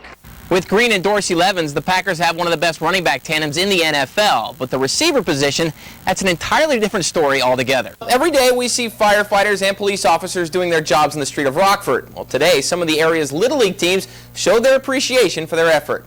The Greater Rockford Little League Board held a ceremony at Talcott Park this morning honoring their hometown heroes. Hundreds of little ball players came out to honor the Rockford Fire Department and Police Department. Now, organizers say this celebration is a great way to let the kids know how important the police and firefighters really are to them and the community. We want them to understand that the firefighters, police officers, military, they all may wear different uniforms, but they're all part of the same team as the kids are. We want to emphasize to the kids that these are people that they can rely on, people they should look up to and respect. But it's also really good to have them see, you know, the people in our community that are really helping out every day too. And it's police and it's fire, but it's also their coaches and the parents and the people that help them be able to do things like this. And after the ceremony, the kids got to play a little bit of baseball. Speaking of kids playing baseball, let's check in on the Sox hosting the Oakland A's tonight out at Comiskey Park. Fourth inning, bases jammed with Sox for Jose Valentin, and he promptly triples the right center field. That's going to clear the bags. And just like that, the Sox go up 3-1. Fifth inning now, Ray Durham at the plate. Nobody on the bags, doesn't matter. Ray goes to right center field. That just gets over the bullpen into the seats for a home run. Sox go on to get the win over the A's. Final score of 10-2. Also tonight, the Cubs trail the Dodgers. That game's in the third, 2-1 in favor of L.A. Well, with the weather being so nice outside today, why would anybody want to stay indoors? Well, how about to play a little bit of hockey? All this weekend, the Riverview Ice House is hosting the Guy Makalovic 3-on-3 hockey tournament. The tournament itself is played on the studio rink, which is about 1/3 the size of a normal ice rink. The rules pretty much the same as normal hockey, but as the players will tell you, action is about 10 times more intense. It's fast. You got to make split-second decisions. I mean, it's everything: pivot, turn, quick. There's no way to get any stride. So you got to make your move. You got to take your shot real fast and get the rebounds. It's a lot of fun. The tournament continues tonight and through tomorrow. Admission to watch is free. Well, more than 150 people at Prairie View Golf Course were playing golf for a good cause. Today was the 7th annual Byron's Firemen Association Golf Play-Day. Now, while these people were hitting the links, they were also raising money to help send some Byron seniors entering a medical or fire service field to college. Firefighters were happy to help out. Yeah, it's a good thing for the kids. Anytime you can give money toward college, it's a great thing because we know how expensive college is nowadays, so that works out nice for them. Last year, the Play-Day raised enough money for 2 scholarships. Finally, at the 128th running of the Roses in Kentucky, War Emblem takes the first leg of horse racing's Triple Crown. War Emblem wins the Kentucky Derby by 4 lengths over Proud Citizen. War Emblem was a 20-1 shot to win today. And that's sports. Cog Hill Golf Club is certainly known for its scoring, and that was certainly evident today as the Advil Western Open got underway. The low scoring would start in the morning. Davis Love III came out of the gate strong, shooting a 66 and grabbing the early lead. I felt pretty good about it. I'm surprised I didn't get it to, a couple more the way I was going. All in all, I'm pleased, but no, I'm not shocked that I'm scoring well on this kind of golf course. The birdies would continue to fall in the afternoon rounds as well. Phil Mickelson, fresh off of his win at the Greater Hartford Open, was steady in the afternoon, also shooting a 66. Really the goal is not to try to get way up on the leaderboard. The goal is to just be in contention come Sunday, and so that's really the way I'm playing or trying to play the first 3 rounds. But it was Mark Wiebe who took command in the afternoon. He fires a 65 and finishes the day with the first round lead. To go bogey-free on this golf course is a great round. It's a tough golf course, and it can reach up and grab you. And like I said, I played very well, and when I play very well, it's a lot more fun than when I don't. One player who didn't score well was the crowd favorite, Tiger Woods. Woods started the day slow and finished at 1 over. So after the first round of the Western Open, Mark Wiebe is your leader at 7 under par. Phil Mickelson and Davis Love III are just 1 stroke back, both at 6 under par. And if anything is evident about the first round of the Western Open, it's that the championship is still very much up for grabs. Reporting from Cog Hill, I'm Jared Dunbar, WTVO, Channel 17 Sports. Every Ice Hogs game, we see Hammy Hog on the ice, entertaining fans and having fun with the kids. But it wasn't always that way for him. Hamilton E. Hogg's story is one of rags to riches, from the pig pen to fame and fortune. The Ice Hogs found Hammy on a warm August day at Ken Essington's farm in Pecatonica. And according to Ice Hogs general manager Kevin Cummings, finding Hammy was not merely by chance, but of destiny. There were a lot of hogs out there at Ken Essington's farm, and we really didn't see anything we liked, and Ken took us around back. He had a special building, as he called it, for some of the trouble pigs.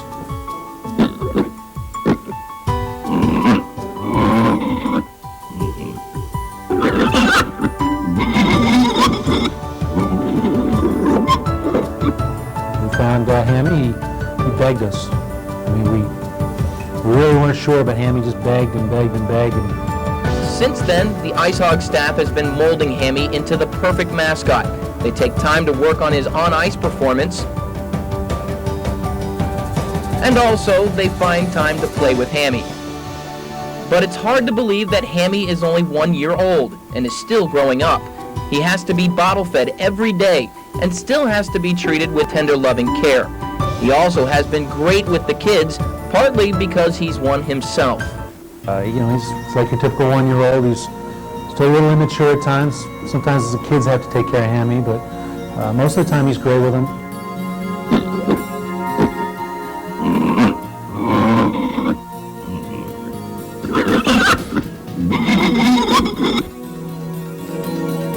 We'll never know if choosing Hammy was by luck or if it was by fate. But one thing is certain. Hamilton E-Hog and the Rockford Ice Hogs are a match made in hog heaven.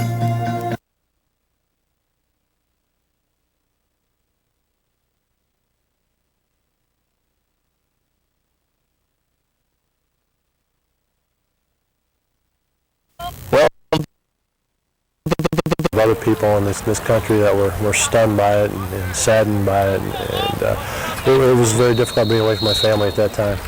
Young says airport security from Los Angeles to O'Hare last Friday was much tighter than normal. The security in Los Angeles at the major airport, LAX, was very, very, very tight. They were hand-checking all bags. In fact, I missed my first flight because of it. Tomorrow, Young will board an airline again to fly to Denver, where he'll work the Colorado Rockies game tomorrow night. He says baseball was right to postpone all games through last week, but if Commissioner Bud Selig and the President say it's time to play ball again, then he'll go along with that decision. President Bush wants us to continue some kind of normalcy, and perhaps by going back to work on Monday and providing games, that's our part in this and trying to get things back to normal. Thank you, Scott. Sports bars all across Rockford were empty today. Normally, places like LT Sports Bar and Grill on Alpine Road would have been packed with NFL fans watching the Bears, Packers, and other games. But since the NFL schedule was canceled for today, all is quiet. Workers at LT say they know the lack of football is hurting their business, but that really doesn't matter in this time of crisis.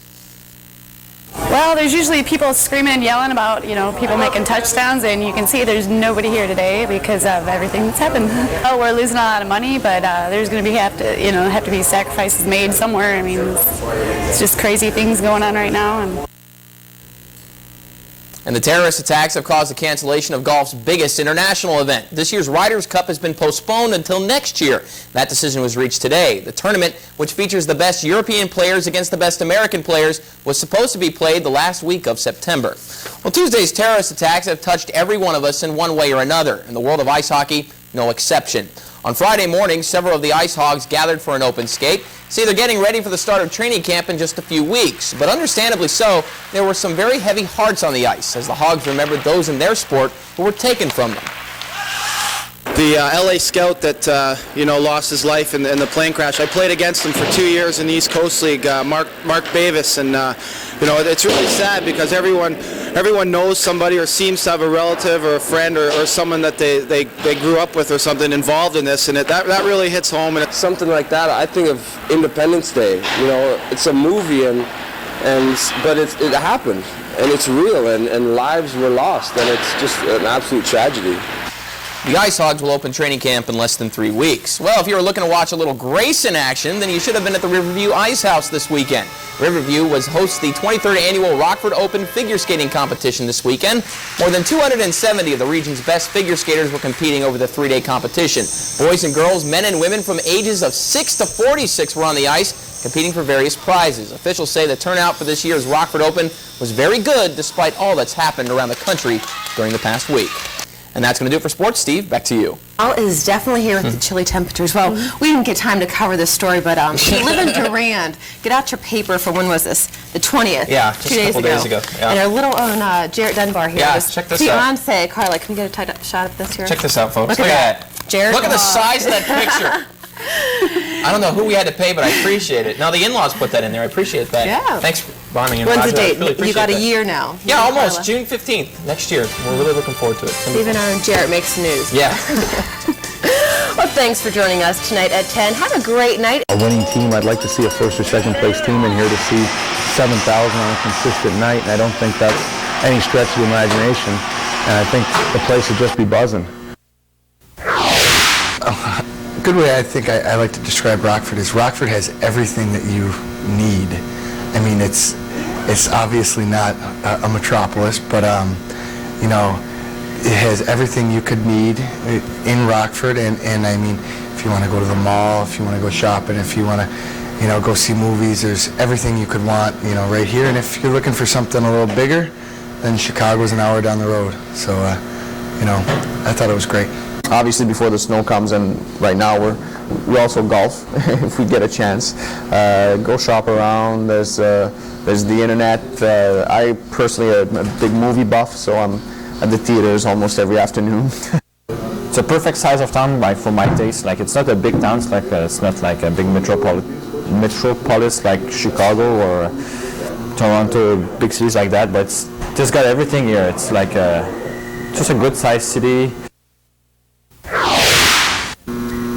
There's always going to be fans in the building, You can go to Asheville or whatever. They had a good team this year, but they're only getting 1,500 people a game, and I don't know. It's a lot easier to get up for a game when there's 5,000 people up there, and it's a lot of game nights are fun. Going on the road is fun. Road trips aren't too bad, and it's just a good bunch of guys here, and hopefully we get a core of the guys back, and that's the key, I think. Players from this league have played in every city, and they know where the good spots are and where the bad spots are.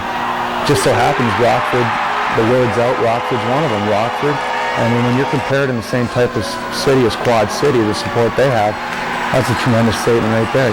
Everywhere you go, you get recognized, and people know who you are, and you go to the games, and on a weekend we got 5,000 fans in there screaming for you. It's a great feeling, and you're going around town and you feel sort of like a big shot, and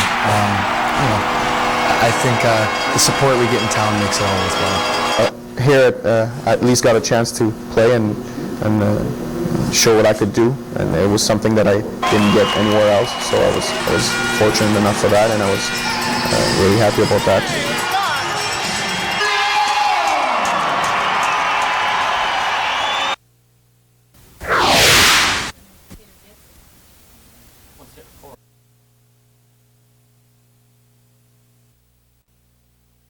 WTVO Channel 17's Jarrett Dunbar is live at Ingersoll, where Tiger will be making his appearance. And Jarrett, you look like you're getting a front row seat pretty early. Yeah, you know me, anything for Tiger. It's kind of quiet right now, but just in a few short hours, as you said, Diane, this place is going to be buzzing as Tiger Woods makes his long-awaited debut right here in the state line. And there's a lot of activities that are going tomorrow, and all gets underway at 10:45 as local Rockford teaching professionals will give a clinic to 120 local golfers. And then immediately following that, Tiger will give 12 lucky state line kids one-on-one instruction on the game of golf, and it all wraps up around 3:55 as Tiger gives an exhibition for the crowd. And just driving on the west side, you could really tell how much this community wants to have Tiger Woods here. There are welcome signs, Tiger welcome, we can't wait to have you. I've even heard talk of a few Tiger watching parties, so this is certainly going to be an historic event. We're going to have more on this story coming up in sports, but right now we're going to send it back to our own Tiger Woods. That's you, Diane Wilson. Well, Jared, keep your eye out for Tiger just in case he gets there. Well, Jared is in with sports, and he's live at Ingersoll Golf Course. And Jared, are you ready for the Tiger visit? Oh, you know it. I am so ready. There's going to be so many people here tomorrow. I figured it'd be a good idea if I came out and scope out my own seat, so I'm thinking that one right there, front row, right in center. I'm going to have the best seat in the house. Probably not, but hey, listen, we're going to have this whole Tiger thing covered. Coming up in sports, I'm going to fill you in on what's going to happen tomorrow. Plus, we're going to take a look back at Tiger's career. That's coming up in sports. And good evening. I am live here at Ingersoll Golf Course, where it's pretty quiet right now, but tomorrow this place is going to be packed with fans as Tiger Woods makes his long-awaited visit to the state line. Now, tomorrow is the Tiger Woods Clinic, held by the Tiger Woods Foundation. Will be right here tomorrow at Ingersoll Golf Course. The golf course has gone under some changes the last few weeks to prepare for the visit, but according to Dave Clations of the Rockford Park District, everything is ready to go. Yeah, Jerry, everybody's excited. It's crunch time. It's been a busy week for the staff. They did a great job. These bleachers have gone up in the last 4 days for 4,000 people. Got about 10 tents that have gone up today, and tables and chairs. Now, Tiger's visit will be one of the most historic events to ever hit the state line, but you know something? Tiger Woods' career has already been one of the greatest golf careers in history. Sports Director Scott Leber takes a look at the man we call Tiger Woods. And now for the Parfait Challenge. And folks, we couldn't snag Tiger this week for the Parfait Challenge, which is probably a good thing for me, knowing my golf game. But we did get really good competition from a Belvedere father and son team. Here's this week's edition of the Parfait Challenge. And welcome to another edition of the Parfait Challenge. And Eric, today we are out in Belvedere at Swan Hills. Yeah, we're going to play the second hole. It's a 523-yard par 5. Pretty straightforward hole. Little trouble right, little trouble left, but other than that, should be fun. And today's opponents for the Parfait Challenge are Rick Davis and his son, Ricky Davis Jr.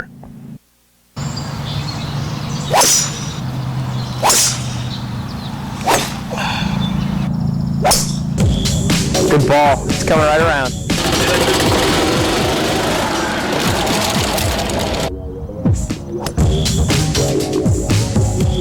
It's not bad. Good looking shot. Very good shot. Whoa. Whoa. Look at the llama kill. I think he's dancing. Come back a little left. Come on, left. Come on. Look at this. Gosh, Eric. Get in, though. Sit. Nice ball. From way downtown. Right at it. Right at it. Another good putt. Another birdie. Whoa. Uh-oh.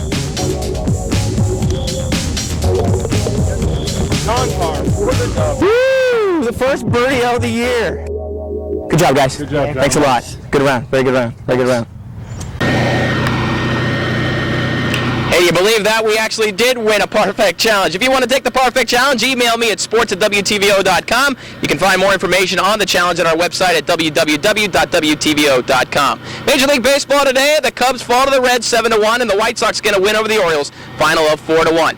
Now, make sure you tune in to WTVO Channel 17 tomorrow at 5 and at 10 o'clock. We will have the most complete coverage of the Tiger Woods Clinic right here at Ingersoll Golf Course. Until then, we will see you tomorrow. That's going to do it for sports. We'll be right back.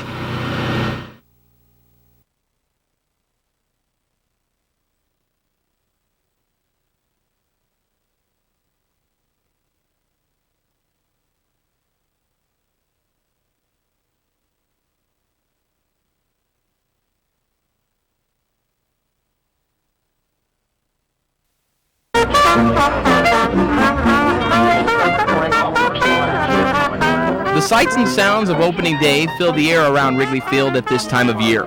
It's something the fans have looked forward to since the end of last season. I love baseball, so it's great to have it starting up again. Now you see, for Cub fans, opening day at Wrigley Field is more than just the first game of the season. It's a day that's filled with hope. And the reason for that is simple. You see, on opening day, every team is a contender, even the Chicago Cubs. Definitely. We are coming out of the chute like gangbusters. We're going to take it this year. This is our year. So you can't get any worse than losing 97 games, I think. So, with Lever pitching today and Woods healthy again, they should do all right, I think. Programming line of program. Push up, programming line of program. Today was not about winning or losing, although a Cub win would have been nice. Today is about reliving memories that are a part of every Cub fan's life. It's also about traditions and hoping that this year brings better fortune than years past. Reporting from Wrigley Field, Jarrett Dunbar, WTVO Channel 17 Sports.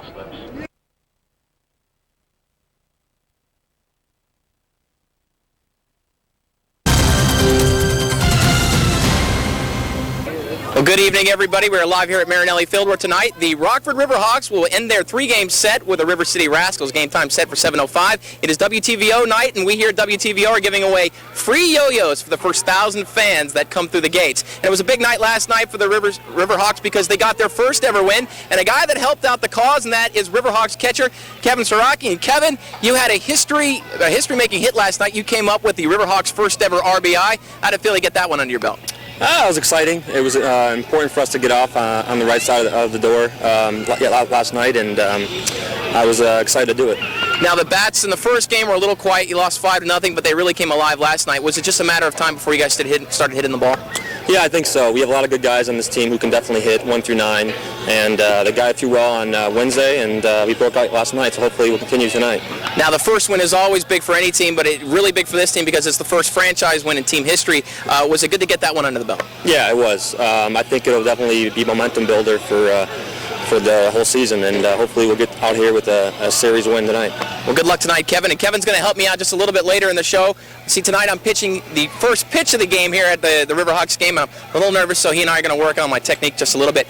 Well, there was some afternoon baseball today at Wrigley Field. Cubs taking on the Houston Astros. Let's take you on out to the ballpark. Sammy Sosa making his gallop out to right field. And Jason Beret looks pretty good on the mound today for the Cubs. Here in the 6th inning, getting the strikeout. And then next batter, when he wasn't striking out batters, he was getting great defense from fellas like Bill Miller. Great snag there in the hot corner over to first base to end the inning. The one mistake that Jason Beret did make today came in the 7th inning. One on for Hidalgo, and he hits this one to deep left field. That is on Wayland for the 2-run shot. The Cubs lose this one. Final score of 4-1. Houston and Chicago will wrap up their 2-game set tomorrow at Wrigley Field. Well, finally, they are in Dover tomorrow for the MBNA Platinum 400. Qualifying was today. Let's take you on out there for some qualifying results in our Friday NASCAR Extra segment.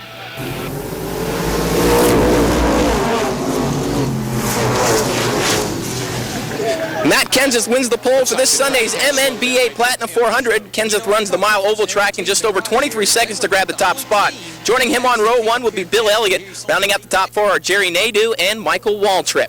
Well, as I said, this is a pretty big day for me. I've always been told that as a sportscaster, you know you've made it big in life when you get to throw out the first pitch at a ball game. So Kevin's going to help me out a little bit, and Scott, I don't see anybody with a shaving cream pie there. They're coming. I'm not guaranteeing anything. I'm just going to try to get it over the plate, and let's see what we got here. You ready, Kevin? All right. So hopefully I can do something like that coming up tonight at 7:05. That's when the first pitch is going to be. Until then, we're going to send it back to the studio. Stephen Mary, back to you. 60-mile-per-hour fastball? It's more like 10. I almost rolled there. Hey, the yo-yo thing went pretty good. Hey, you like that? I picked that up in 5th grade. I don't think I could do it again, though. Thanks, Jared. Although go.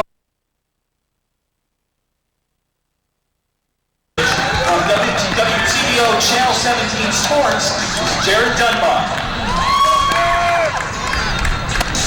Straight to right over the inside corner. Thank you very much to Hormel Foods and WTVO Channel 17 for helping make tonight possible.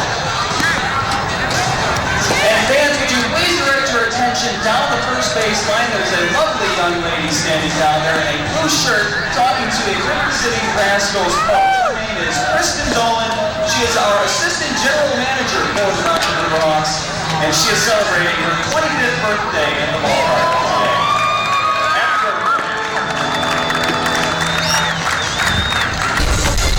You know, before they left town, and that's real positive, and part of that had to do with, you know, inking me on the line, or, you know, getting me rehired. It's been said that in order to have a good season next year, you have to bring a core group of guys back from this year's team. In your mind, which players have to come back for the Ice Hogs to be successful next year? Well, I'd say definitely we'd want Jeff DaCosta back. He's a quiet leader, and he's very professional, and shows up and works hard every day. And, you know, Jeff Antonovich is a feisty little guy that brings some excitement to the table, and, you know, I'd like to work with some of our younger players like a Gurrelli and a Darwin Murray, a couple players that I thought were young players, rookies for us, that could come back and play real well for us. Obviously, Oak Euler and Clint Wensley, I thought, you know, when Wensley's healthy, he's a real good player for us, and Oak, I think, has some potential to play at the next level. Now, what was lacking on this year's team that you feel needs to be present on next year's team for that to be a winning team? Well, definitely, I thought what we lacked at the beginning was leadership and a little bit of character. And next year, I know that we have some of the older guys already coming back, but we won't have to worry about that next year in the locker room or on the ice when things aren't going very well. And that's something I can control a little better too. I have to make sure that I nip that before it happens, and make sure that we have a positive attitude and have the right character and hard workers in our leadership roles for the team next year.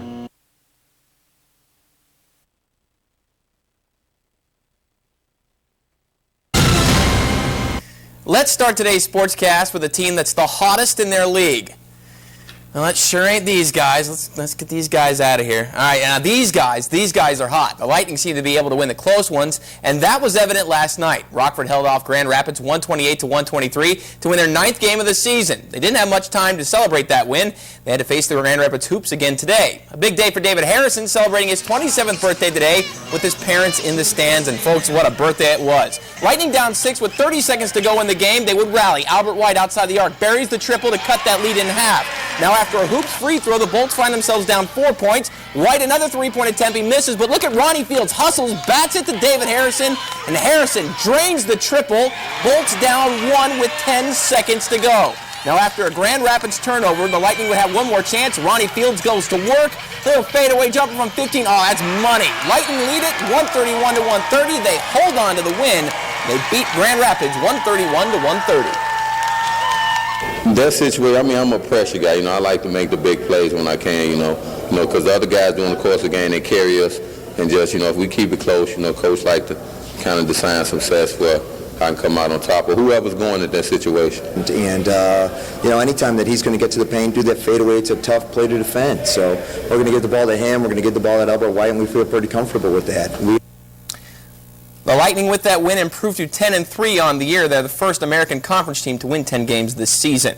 By now, most of you have heard of the Rockford Chariots, the state line's premier wheelchair basketball team. Well, the Chariot success has created a new wheelchair tournament here in the state line.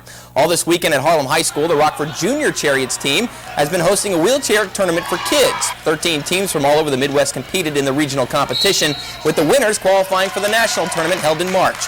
This is the first tournament of this size here in Rockford, and officials say everything went smoothly. We have had an incredible outreaching from the team members that have come in and from the community giving up donations and things. The officiating has been wonderful. The facility is great here at Harlem High School, and we look forward to hosting it again next year. Looks like the kids had a great time. Well, there was a major change up to the Ice Hogs roster this past week. Backup goaltender Corwin Sardiff was released, which means that starting goaltender Brant Nicklin has to break in a new goalie. Ryan McIntosh is the newest goaltender for the Ice Hogs. He played in 2 preseason games for the Mallards last year before being released. Right away, Nicklin has taken the new kid under his wing because, as he puts it, a good relationship between the goalies means good things for the team on the ice. Got to work together to one common goal, and that's to win hockey games. And you have to have a really good relationship with the other goalie, and when he's in there, I'll be his biggest fan, and when I'm in there, I hope he's my biggest fan. McIntosh hasn't seen any time yet, but could, especially with all the time that Nicklin has spent between the pipes this past week. All right, now I guess we can get back to the Bears, a team that, after losing 8 games in a row, has now lost 2 straight games. It's really not the Bears' fault, though. They've been decimated by injuries, so it's